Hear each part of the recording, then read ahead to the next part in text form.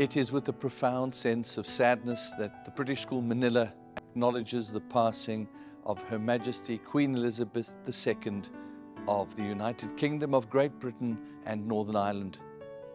The British School Manila joins the whole world in sending our condolences to the royal family.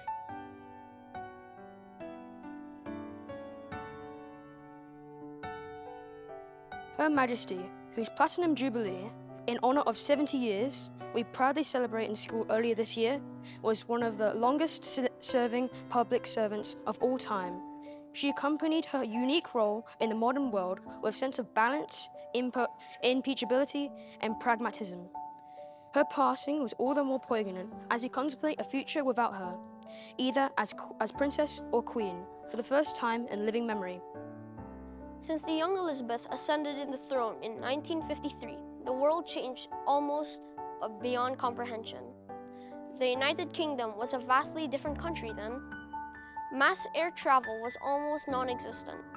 Concerns about the environment were yet to be widely accepted. Private cars were a luxury, and telephone was a marvel. Around the world, some nation-states that existed then were gone, while others in existence were not yet born. Her Majesty was borne witness to and participated in an era of quite unimaginable change. She witnessed much of this change at first hand. As a young queen, she embodied much of that new era in her optimism, internationalism, and service. In 1953, Elvis Presley first entered the studio, but was still 3 years away from his major breakout and first album.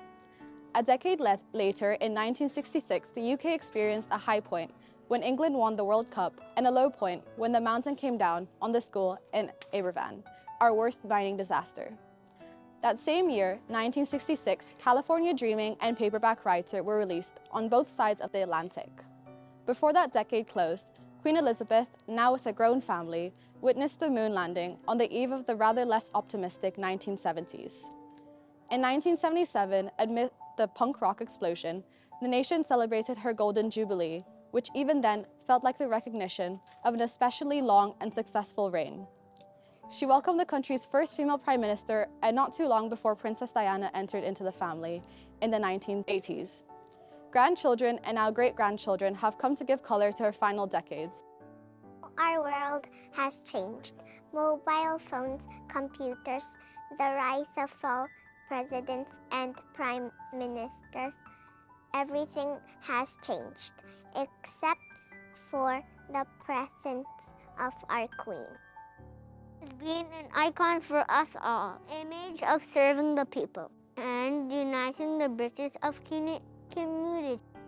While the impact of her passing will be keenly felt, her achievements will continue to impact vast numbers of people and cannot be understated. From World War II, when she joined the Auxiliary Territorial Service and trained as a mechanic and ambulance driver with many other British women, through to her patronage of over 500 charities in Britain. Through her various family and institutional means, she supports more than 3,000 NGOs across the world and by some estimates has raised over $2 billion for these causes. Perhaps a fitting tribute to her life and regime can be found in her own words.